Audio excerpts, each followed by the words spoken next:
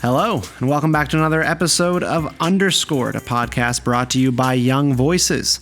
I'm your host, Stephen Kent, and today we are shining a light on a recent fellowship conducted by Young Voices called the Agora Fellowship. 5 writers under 30 from around the world were selected to receive comprehensive training from our organization on the fundamentals of advocacy and mentorship from professionals in the Liberty movement all over the world over the course of 4 months. We were hoping in the course of this program to sort of empower a bunch of one man or one lady think tanks in countries where the message of liberty needs to be heard the most, and that would be in developing countries. In ancient Greece, the Agora was an open space used for both markets and public assemblies. It was a vibrating center for society, where people purchased goods and discussed the important topics of the day. Indeed, the twin function of the Agora explained the roots of 2 verbs in modern Greek. I shop and I speak in public. You can use both of those for the word Agora. And we thought that was the perfect name for something like this. We seek to invest here at Young Voices in great communicators that similarly stand out at the intersection of commerce and discourse, advocating for free markets as a means to achieving prosperity. So the Agora Fellowship really did just this with 5 writers under 30 around the world in developing countries. And they've been producing a lot of great work, from op-eds, broadcast interviews, social media work, and also podcasts. And I thought it would be a great opportunity for all of you listening to hear from one of those fellows. His name is Abdulsamod Balogun, and Abdul produced one of our favorite op-eds that has come out of the Agora Fellowship. So I think it's time for you to hear from him about what he wrote, what is going on in his country of Nigeria when it comes to democracy, and what can be done to improve it. That interview right now. On May 29th, Nigeria celebrated 2 decades of uninterrupted freedom and democracy with the inauguration of President Muhammadu Buhari, and it has not been a smooth sailing ride for democracy in Nigeria, no doubt. The country has grown economically during this time. Democracy has been good for Nigeria by and large, but the relationship is tenuous and fraught with uncertainty. Joining me now is Abdulsamod Balogun. He is a Young Voices Agora Fellow and a Writing Fellow at African Liberty. He writes about African political economy, economic freedom, and technology. Abdul, thank you so much for joining me this morning. Thank you very much, Stephen, for having me. Absolutely. Tell me a little bit about your piece in Business Insider and what is going on in Nigeria with the inauguration of the president. My piece was basically after being a part of the previous election that saw the re-election of the incumbent President Muhammadu Buhari as the president of Nigeria. I was pretty surprised at the dynamic that played out, especially when it came to democracy, how it came to how the elections were held and what dynamics really played out. I was really surprised because I haven't been a hardened follower of the political economy for some time until 2 years ago when I started researching. I developed interest in political economy, and it took me down the line. I had to go to do a lot of research, and it brought me down to understand that there's just been a lag. There has been a lag in the institution that brings about this democracy in the first place. And when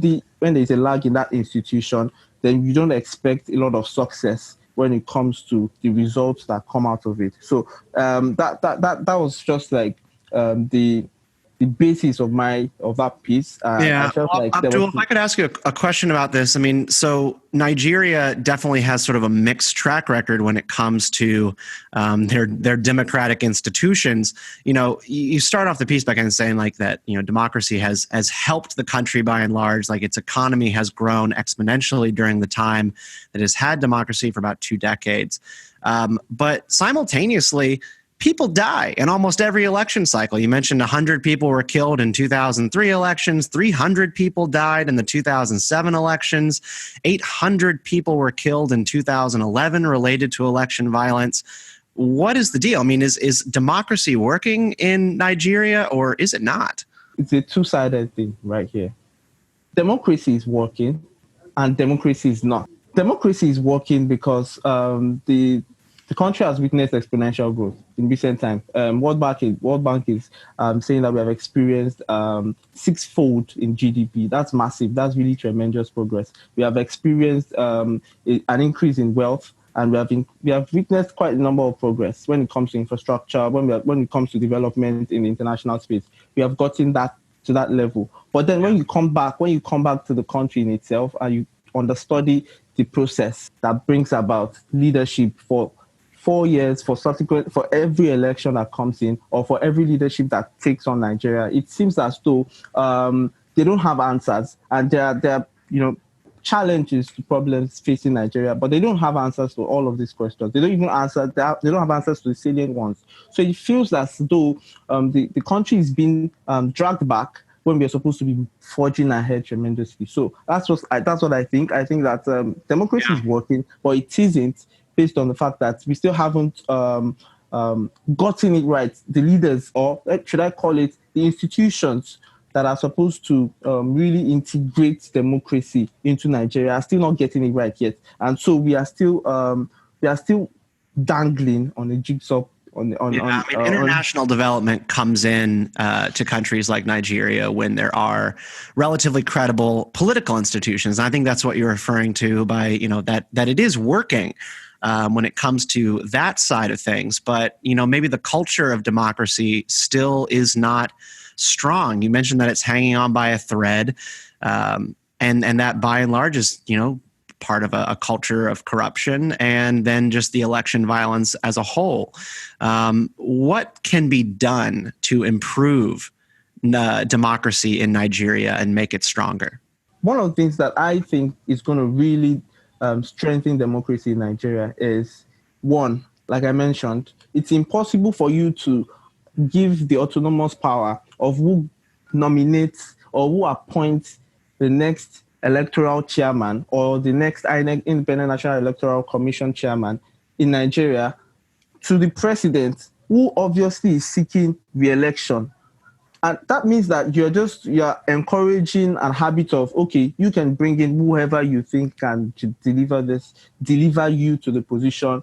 And then there might be compromises in election results. There might be dribbles when it comes to, okay, what is the Constitution saying here? And then, you don't get good results eventually. So one, we need to take that power away from the government or from the president in itself. We need to now instill the power in an independent body that can ensure transition of power from a particular administration to the other is, done free and fair by credibly choosing those that are in the commission or that are in the electoral empire in the first place. Then secondly is, I feel that as much as the citizens are very much aware about, okay, this is the disadvantages of vote buying, these are the disadvantages of electoral violence, the truth is the country is still wallowing in poverty, and people cannot afford to pay from each daily meal. So it is really impossible for them to say, oh, yes, we want to shun it in the real sense of it. So the second thing is, we need to check how much this political have an electoral constitution, an act in the constitution that says that the budget of each political parties are supposed to be submitted to the before and after the election. But then this act has not been fully enacted. It seems as though people are paying lip service to it because of their selfish interests. They just want to dribble around. They just want to get their results, and then they can now come back to it. But that's wrong. That's really, really wrong for them in Nigeria. So if we want to move from where we are to where we want to be, we need to start paying attention to all of these key acts that are already stipulated, which we are not following in the first place. Yeah, absolutely. You mentioned election spending as being something that sort of is sort of a sore point in politics in Nigeria. Do you think that election spending and money in politics is something that has undermined public trust in the process? Because I think you go on to note that, generally Nigerians are just sort of skeptical of whether or not the system is fair and being run credibly. Nigerians believe, because I did a little sampling of during the previous election, Nigerians believe that, okay, eventually these people are going to bring out the money, the money bags are going to come out, and then they're going to distribute a certain amount of money, perhaps $27, which is approximately to 10,000 naira here in Nigeria. And then, they just give a few people, and then those people just decide that, okay, regardless of who deserves to actually get the place, who deserves to actually become the president, they don't care. They just decide and go to the ballot, and then they vote for that person that brings in the biggest money. Or it becomes a bidding war. Since this strategy now came in, it became like a bidding war. Political parties are now, they're coming out with, okay, we have the biggest money, so we are going to win this election, just watch out. And it's like a competition of money rather than a competition of brains and a competition of minds. So it's just, I think we feel that, in the West as well, and in the US, people generally just feel like elections are a competition between who has the most money to spend, and not between ideas. I think that is something universal that a lot of different countries are feeling in some way. I think so. I just think that in Nigeria it is becoming very incessant, and we need to curb it, if at all we really. And we need to pay attention to policies. See, people don't pay attention to the policies that these people want to really bring to the table, but then they just pay attention to, okay, this is the amount of money he is bringing in, and this is how rich he is, and then he can drop this amount of money, and everybody just decides that, okay, this is who gets it, and that's it. Abdul, what countries do you sort of look to as a model for where democracy is working, that Nigeria can learn some lessons from, whether that's cultural, whether that's constitutional rules? Where do you think Nigeria could benefit the most from studying? Presently, I feel like Nigeria can model from a few African countries. However, most of my examples are probably going to be in the UK and thereabout. However, I feel like I can take example from Rwanda. Rwanda currently has a growing economy, one of the fastest growing economy presently in Africa. And the reason why this economy is growing at a tremendous speed is because the leadership understands where they're going, and they understand, the citizens also understand that this is where we want to be. So they go into the election and they go all out to vote for the right persons, and which eventually now they are seeing results. They are seeing massive infrastructural developments. They are seeing massive technological advancements. They are like, right now we are saying that the Rwanda is the Dubai of Africa presently. So it's just the way it is. I am here speaking with Abdulsamod Balogun. He is one of our Agora fellows here with Young Voices. Abdulsamod, tell me a little bit about your experience being an Agora fellow with Young Voices. This is a first-time program for us where we are working with folks around the world on issues of democracy and free markets.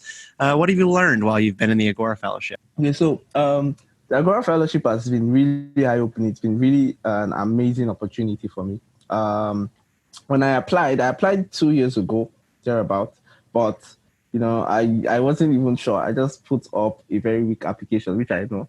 So when I got the opportunity to apply again this year, I knew that I wanted to get in. I wanted to really have a surreal experience of what Ibrahim has told me, what Mayowa Okediran has told me about the Young Voices program. So when I got in, it was a different ball game, because they exposed me to different sides to putting up an op-ed. It's for me, writing an op-ed could just be, okay, putting up lines, writing paragraphs upon paragraphs upon paragraphs. I learned to understand that brevity is key, and it's not about how long it is, it's about how short, concise, and straight to the point it is. Hit the nail on the head, use the catchy phrases, use the news hook. All of these things are just, they are interesting to me, and which moving forward I want to really use in bolstering my career in writing and, of course, pushing more op-eds about issues that really concern Africa and concern me as a person. So I'm just blown away. The pitching process, the editing process. It took a little bit of back and forth here and there. Suggest edit, try to edit, suggest edit, try to. It has been really fascinating for me. Well, we've been very impressed by what you have been able to accomplish in the program, and congratulations on your piece over at Sub-Saharan Africa Business Insider. Abdulsamod, thank you so much for joining Underscored today. Thank you so much, Stephen, for really having me. I wasn't really expecting this, actually. Abdul was too nice. It was awesome to speak with him, and thank you for listening to this episode of Underscored. I've been your host, Stephen Kent. You can find me on Twitter at Stephen_Kent89. That's Stephen_Kent89. And you can find Abdul on Twitter as well at HABDULSAMOD. That's HABDULSAMOD. Thank you so much again for listening to this episode of Underscored. We'll be back next week with more. Until then, stay free.